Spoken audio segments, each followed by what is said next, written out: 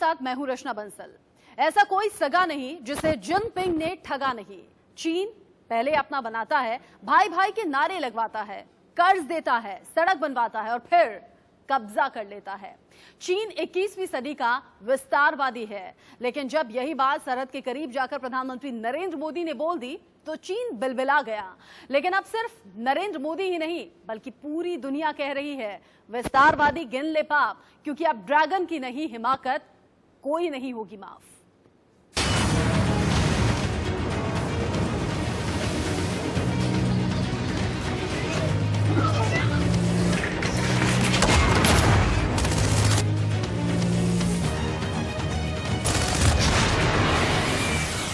ऐसा कोई सगा नहीं जिसे जिनपिंग ने ठगा नहीं।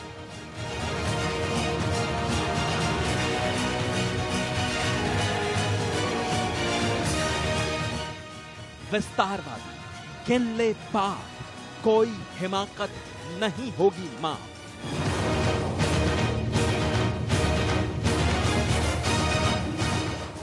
मोदी ने आईना दिखाया, चीन चिल्लाया, बिलबिलाया।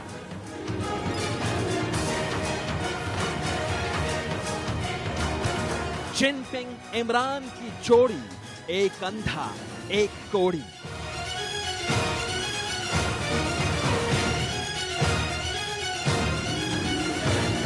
पूरी दुनिया खिलाफ, ड्रैगन नक्शे से साफ।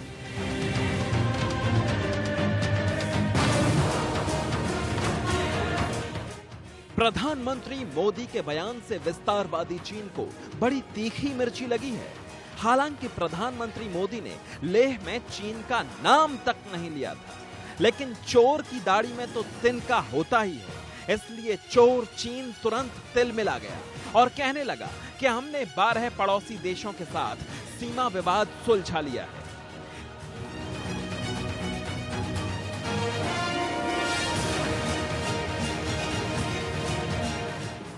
भारत में चीन के राजदूत जी रोंग ने लिखा, चीन ने अपने 14 में से 12 पड़ोसियों के साथ शांतिपूर्ण समझौतों से सीमांकन किया है और जमीन पर सीमा को दोस्ताना सहयोग में बदला है। ऐसा कहना कि चीन विस्तारवादी है, पड़ोसियों के साथ मनगढ़ंत तरीके से विवाद को बढ़ा चढ़ाकर पेश करना आधारहीन है।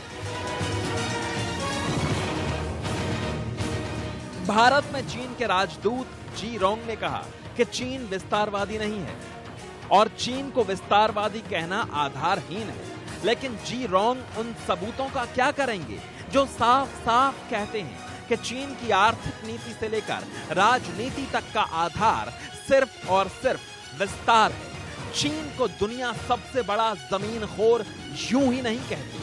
चीन पर जिसने यकीन किया, चीन ने उसको धोखा दिया।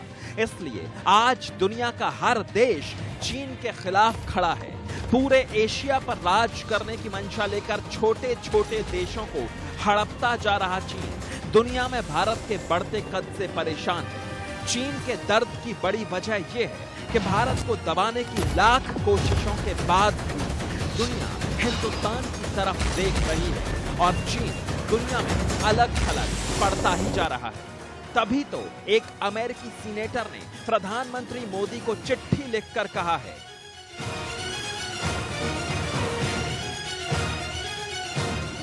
चीन कभी भी अंतर्राष्ट्रीय समझौतों में यकीन नहीं करता।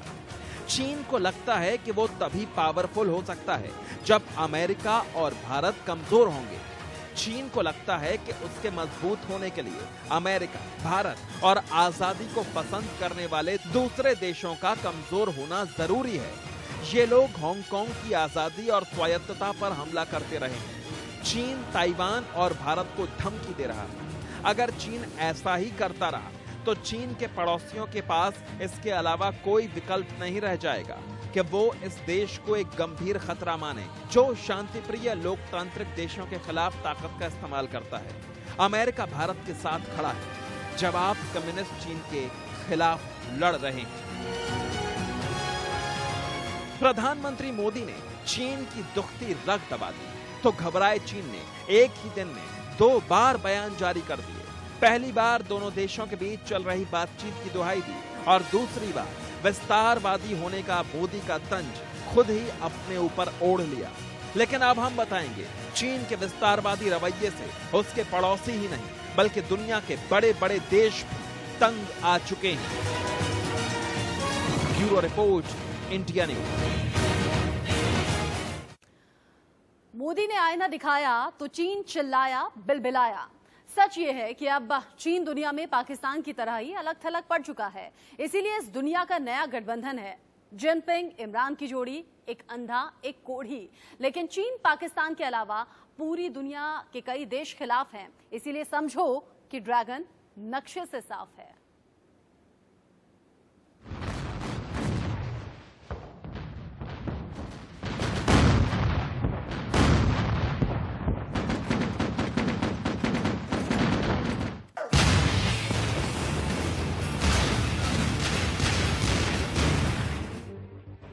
चीन की चालबाजियों और जमीन से लेकर पानी तक हड़प करने की विस्तारवादी नीति से पूरी दुनिया परेशान है।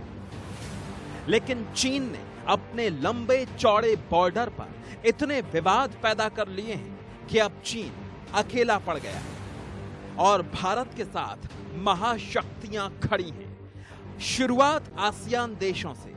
आसियान मतलब साउथ चाइना सी के दायरे में आने वाले देश Thailand, Indonesia, Malaysia, Myanmar, Vietnam, Philippines, Brunei, Cambodia और लाओस।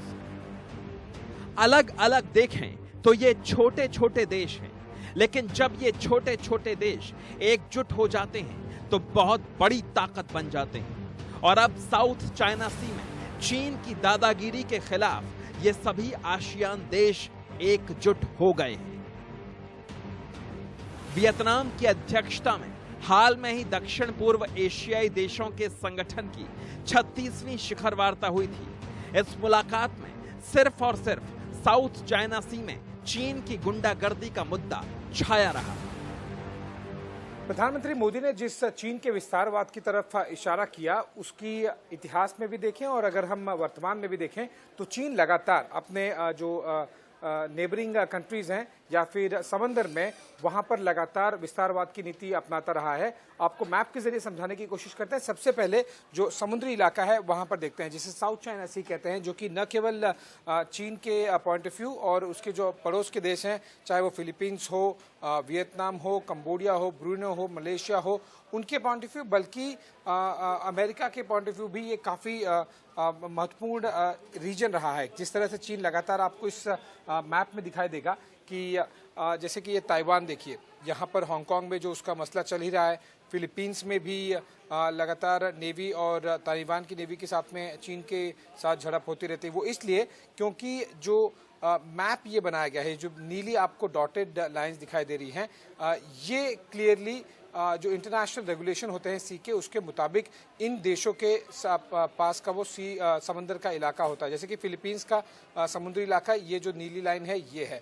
साथ ही साथ अगर हम चीन का देखें तो एक्चुअली में जो आपको ऑरेंज डॉटेड लाइन दिखाई देगी नारंगी कलर की, ये वो है। साथ ही साथ चीन ने लगातार हमने देखा है कि दूसरे जो कंट्रीज़ हैं वहाँ पर अलग अलग यहाँ पर इन जगहों पर छोटे छोटे आइलैंड, आर्टिफिशियल आइलैंड जो कि अपने इंजीनियर्स के ज़रिए या फिर नेवी के ज़रिए उन्होंने बनाए हैं ताकि बाकी देशों की जो समुद्री सीमा है या फिर उनकी हद है उसे वो उन देशों की तरफ ढकेल सके। और इसीलिए सबसे बड़े जो पॉइंट ऑफ डिस्कशन है या फिर पॉइंट ऑफ कॉन्फ्लिक्ट है वो साउथ चाइना सी में है। और यही वजह है कि चीन हो, फ्रांस हो, ऑस्ट्रेलिया हो, जापान हो, वो भी लगातार साउथ चाइना सी पर अपनी नज़र गड़ाए रहते हैं। दक्षिण चीन सागर में सैकड़ों द्वीप, चट्टान और एटोल हैं। चीन इन पर लगातार कब्जा करता जा रहा है। इन द्वीपों में से स्प्रेटली, पारासेन और स्कारबोराग शोअल जैसे द्वीप समूहों पर चीन पूरी तरह कब्जा चाहता है। चीन के अलावा ब्रुनेई, मलेशिया, फिलीपींस, ताइवान और वियतनाम भी इन द्वीप समूहों पर अपनी दावेदारी रखते हैं। हालांकि इंडोनेशिया अभी तक चीन के खिलाफ नहीं है।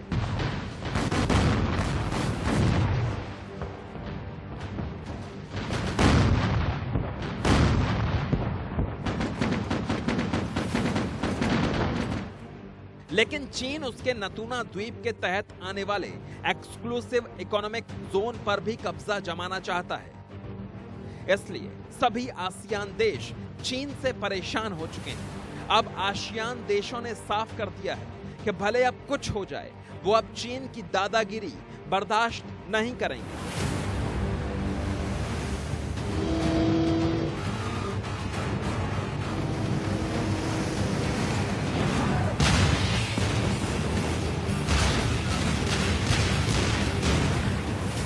आसियान देशों ने साफ कह दिया कि चीन संयुक्त राष्ट्र की संधि का पालन करे, लेकिन चीन ऐसा नहीं कर रहा। इसलिए साउथ चाइना सी में इस वक्त अमेरिका के जंगी जहाज भी मौजूद हैं।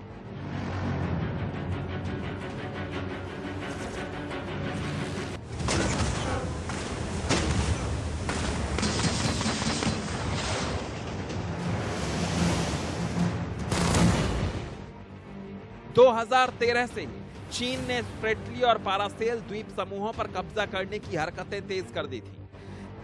चीन ने इस इलाके में कई कृत्रिम द्वीप भी बना लिए। चीन ने ऐसा करके अंतर्राष्ट्रीय कानूनों का खुला मजाक उड़ाया। अमेरिका समेत कई देशों ने इसका विरोध किया, लेकिन चीन ने अपनी दादागिरी जारी रखी। यहां तक कि चीन ने इस इलाके में अपनी हवाई पट्टियां तक बना ली और मिसाइलें तक तैनात कर दी।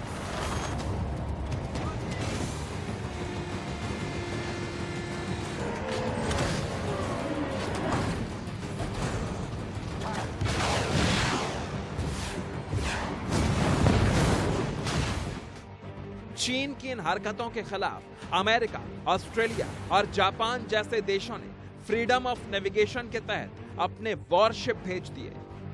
लेकिन चीन ने दूसरे की जमीन और पानी पर कब्जा करने की हरकतें कम नहीं की। फिलीपींस ने चीन के खिलाफ इंटरनेशनल कोर्ट ऑफ जस्टिस में मुकदमा तक कर दिया था, लेकिन चीन का घमंड देखिए। चीन ने सुनवाई में हिस्सा तक नहीं लिया और अपने खिलाफ आए नतीजों को भी मानने से मना कर दिया।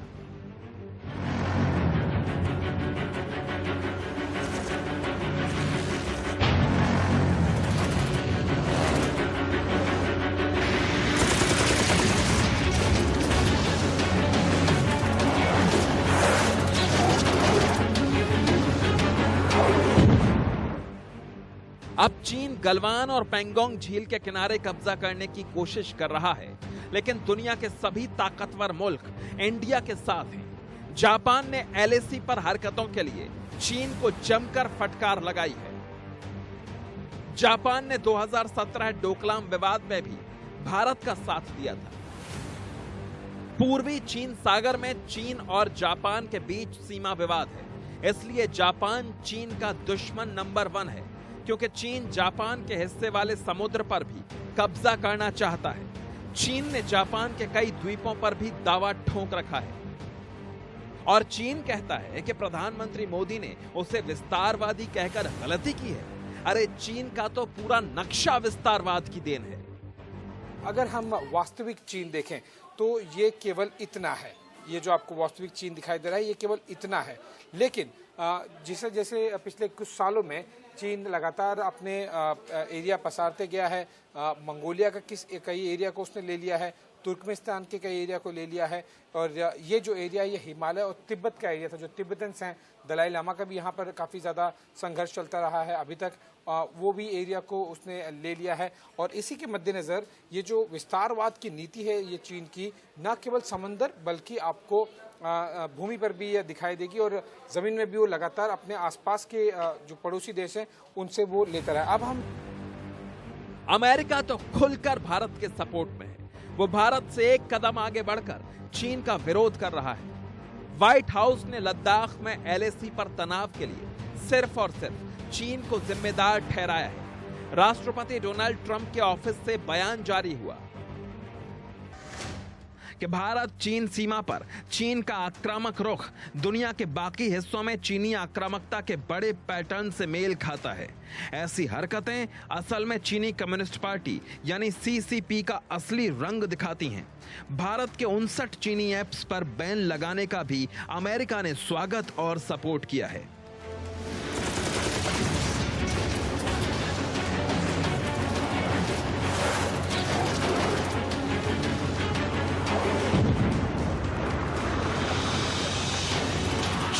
बढ़ती आक्रामक गतिविधियों और सैन्य अभ्यास के बीच अमेरिका ने घोषणा की है कि वो एशिया प्रशांत के इलाके में अपनी सेना के बड़े बड़े बेड़े तैनात करेगा। और अब बात फ्रांस की।